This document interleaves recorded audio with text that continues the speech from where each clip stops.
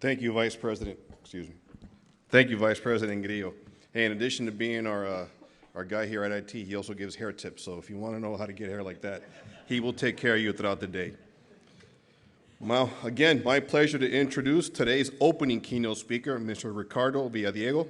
Mr. Villadiego is a seasoned entrepreneur and visionary technology leader focused on cybersecurity. His last 20 years have been spent in the quest of solving some of the most prevalent cybersecurity challenges organizations face. Please join me in welcoming Ricardo Villadiego. Thank you. Thank you all. And thank you, Digital Era, for having me here today, sharing some of my stories about cybersecurity. We're trying to build a story for today, and what a better story that speaks about F1, who's about to start tomorrow, right? I wanted to have one of the ambassadors of the F1 race here with me today. However, the guy is a little bit busy checking the track, but I guarantee you that we will have it, if not for the next one, virtually. So we're gonna share this analogy, these commonalities between cybersecurity and F1. And for you guys that have followed Lumu, you know that we like to make these comparisons between day-to-day life and cybersecurity, because truly I believe that that's going to be the only way that we tackle this problem of cybersecurity for once and for all, is when cybersecurity becomes so mainstream that anyone can do it, and we eliminate the complexity that lies behind cybersecurity. So I will start with that analogy, and then we're going to go deeper into what are the steps that are required to perform that at its peak in both cybersecurity and in Formula One. And then we're going to go into how we made decisions at speed in both cybersecurity and in Formula One. And just I forgot to introduce myself properly, but for you guys that don't know me, Ricardo Villadiego, founder and CEO of Lumu. Lumu is one of the companies of the tech scene in Miami. It's probably the first company that was invested by SoftBank when they launched their SoftBank initiative of $100 million in Miami. So we're very happy to work hard for the city and for the tech ecosystem in Miami. What do you guys see in this picture? Speed, of course, right? Acceleration,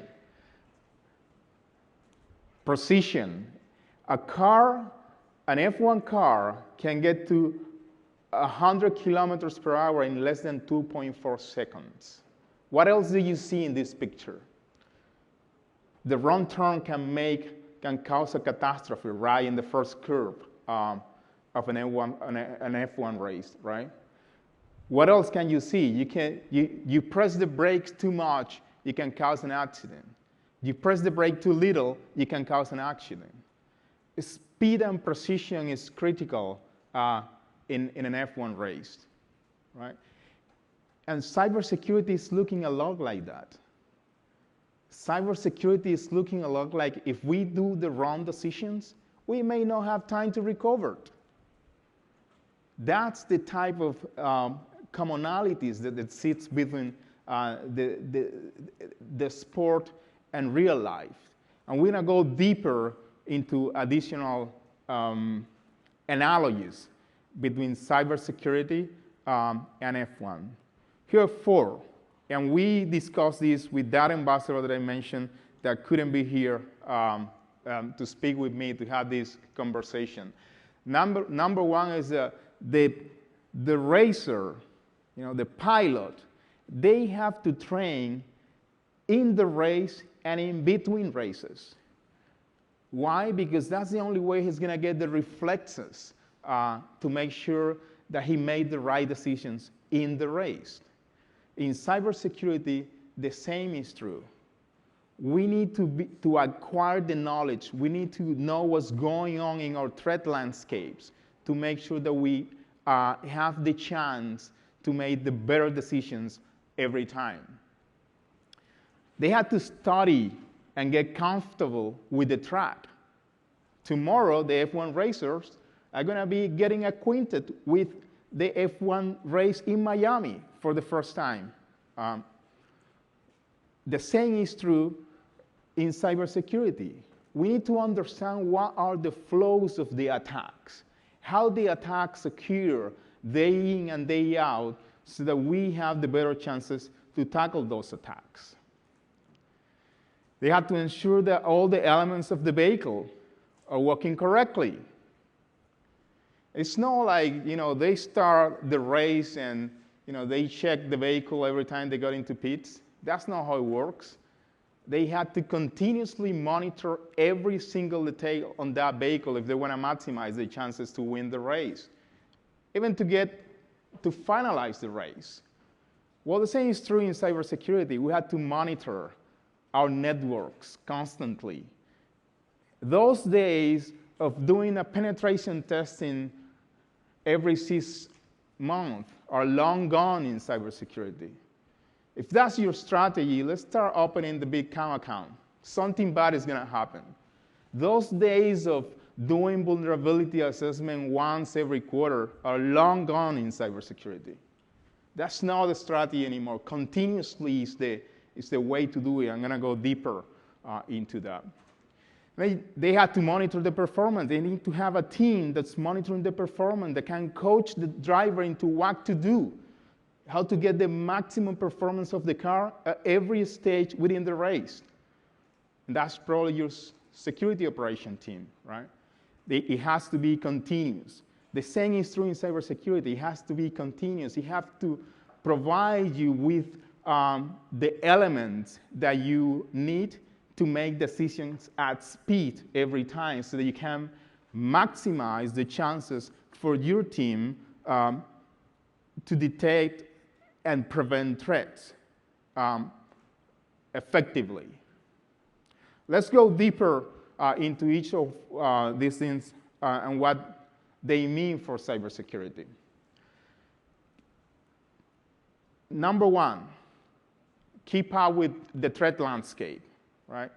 Just like the F1 racers have to train in races and in between races, in cybersecurity, we need to make sure that we acquire the knowledge that we need, that we require to maximize the effectiveness of our team. There are 4 elements that I want to highlight here. Number one is follow cybersecurity influencers. I like Brian Krebs. I like Dr. Zero Trust. Get that information for those influencers that are sharing what's going on in the threat landscape. But not only keep with the information that they provide to you, absorb that information and try to anticipate how same techniques can be used for different type of attacks. This is the second company that I'm building here in Miami in cybersecurity. And my first company was an anti-fraud. And it's astonishing that nowadays we see the threats that we were fighting for anti-fraud being reused as a precursor of malware to get companies infected with ransomware. Like TrickBox, for instance. TrickBox was a threat that was essentially used to steal information from banking customers that then were going to be used to monetize using fraudulent transactions. It's not the case anymore. Nowadays, we use TrickBox to get into networks to get them compromised so that we can deploy, so that the bad guys deploy ransomware incidents. Check vulnerabilities and get access to risk advisories, the US CERT, the Sandstorm Center. Get the information that you need to be better at the field. Customize your alerts. There is a ton of information in cybersecurity. Let's make sure that you get the information that you need for your environment, right? If you are an Azure play, well, get acquainted with that information because that's what's going to affect you. Social media nowadays it's not only to post nice pictures, and there are social media that are more appealing to the cybersecurity professionals, like Reddit, for instance. You go into the Reddit, the NetSec group, or Reddit, the cybersecurity group, and you're going to find very valuable information about the state of attacks and people that have been affected and how those attacks were mitigated. So that's some of the advice on this first topic. The course, the track is important for F1 race drivers. In our field, we need to understand how attacks occur. What is the track that they have? And we have one benefit against the F1 racer. The benefit that we have is that attacks follow the same track over and over and over. The F1 racer have to get acquainted with the track they're playing every weekend. In our field, regardless of the threat, the attacker have to follow the same steps. They have to go from planning, from recon to planning, to exfiltration or encryption in the cases of ransomware. That's what is being coined as the cyber kill chain. Every attack follows the same path. Each and every one of the attacks follows that track. And there is a common denominator along this track. And that common denominator is that the bad guys have to use the network. Defining the network as it is in modern days. What you have, the workloads that you have on-prem, the workloads that you have on your clouds, and your remote employees that are growing because of the pandemic. So that is a standard. It happens every day, and it happens against every attack. That attacker have to go through the cyber kill chain, and the common denominator is the network. So what that it tells us, that the network has a lot of information that we can utilize to identify the state of compromise of our organizations. And I'm going to go deeper into that as we evolve into how to make decisions at speed. Given the tools that the SOC analysts require to make decisions at speed to defend the organization better, they require real-time information, just like the F1 team requires real-time information from the cars. Like I said, it's not like they check the car during the pit stops or they check the car at the beginning of the race. That's not the case. They have to continuously monitor the car. The same is true in cybersecurity. So getting real-time information is key for your cybersecurity operators to do a better job at defending the organization. Getting granular visibility of where an attack is coming from. Getting actionable data that accelerate your ability, that empowers the human to be better at making decisions, is how the tool provides superpowers to the human, to the cybersecurity analyst that's doing the job, that is making a change that is wrong, can put the organization at danger. The identifier of compromise, or the identifiers of attacks, or the identifiers of pre-compromise that can help you speed up the decision-making process. And then definitely you have to monitor your entire network. Like I said, those days of monitoring a segment of the network and assuming that because that segment of the network is secure, then your entire system is secure, those days are long gone in cybersecurity. The best way to assess the state of security of an organization is when you analyze the system as a whole, completely. That's the best way to do it, because more and more cases where the bad guys get into blind spots that are not being traditionally monitored by organizations, then they move their way into those assets that have been monitored by the organization, but it's too late when that happens. And then you definitely need to have response capabilities and automation within those response capabilities. The threat is evolving infinitely.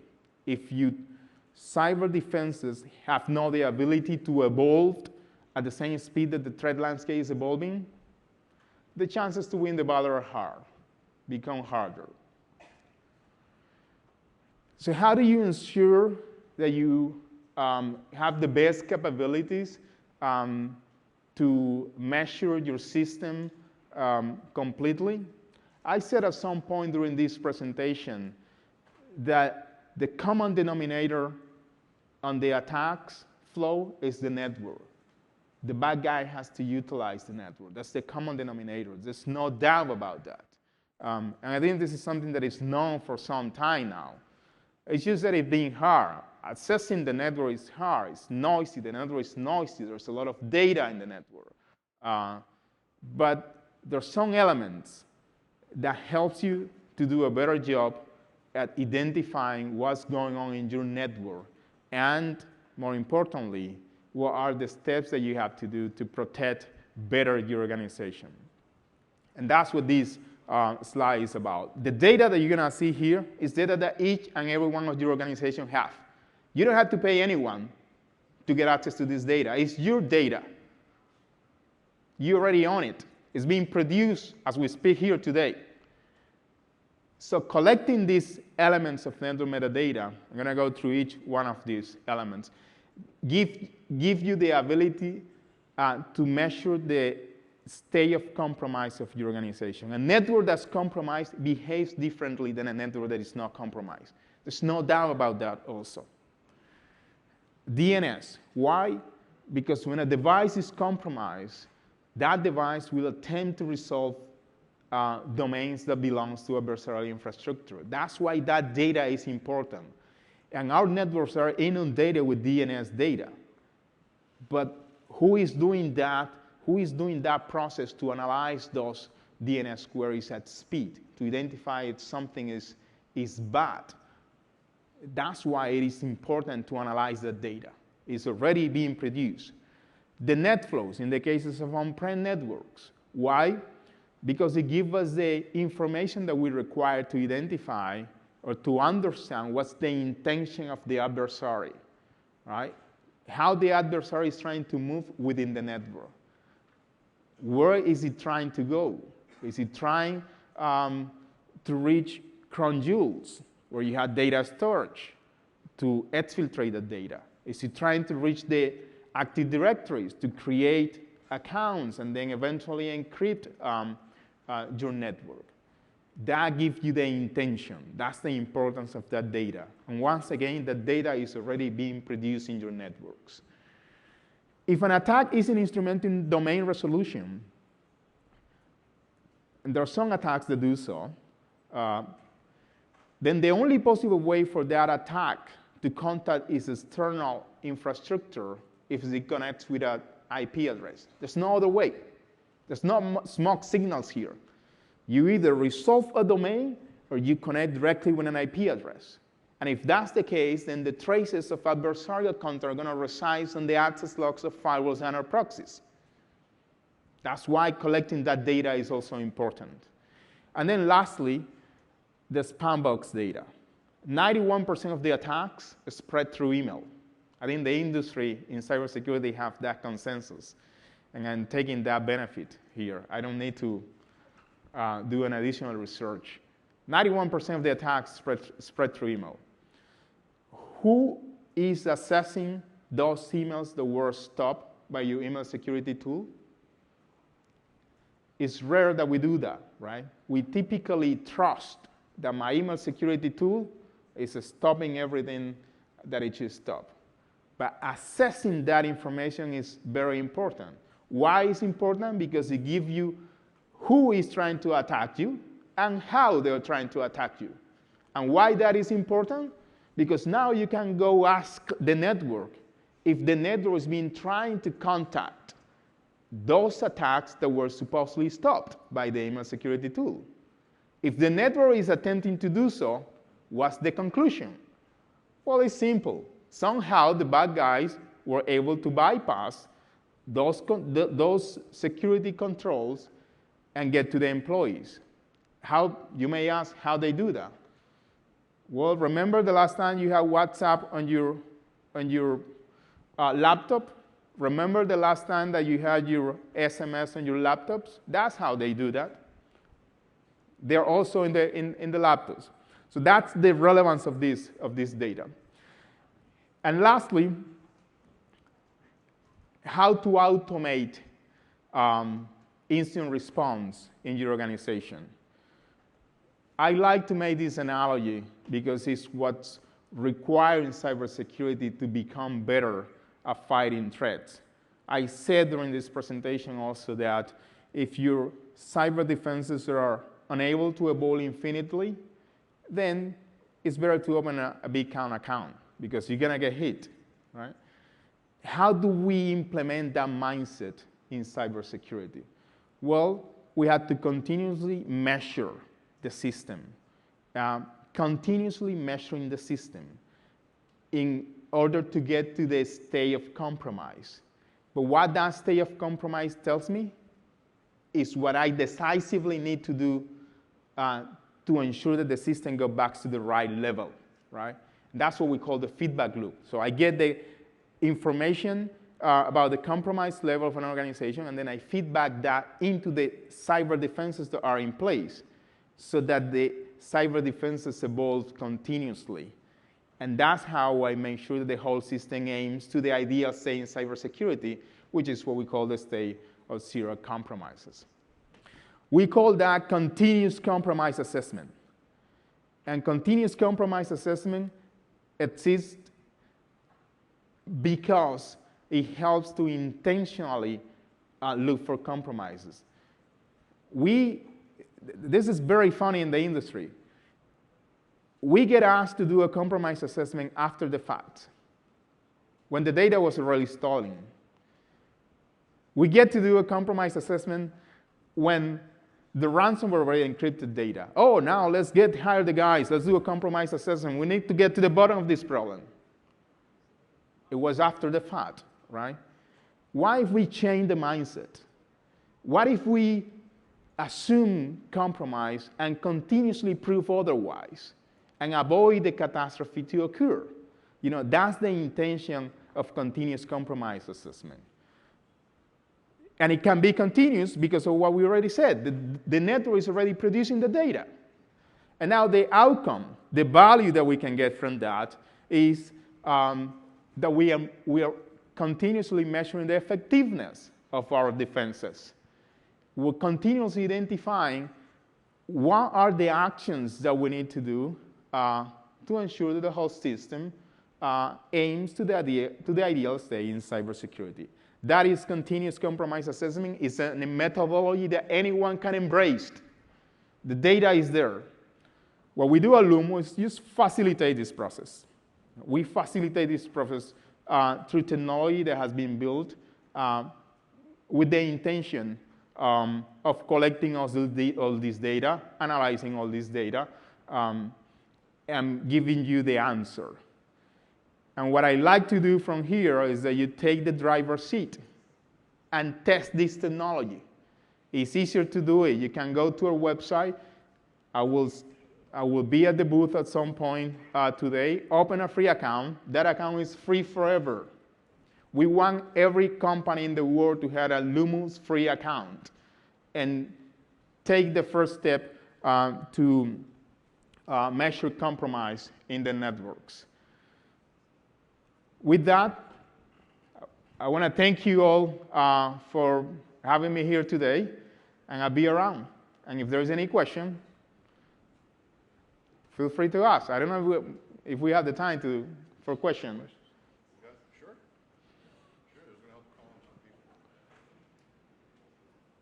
people. If no, I'll be here.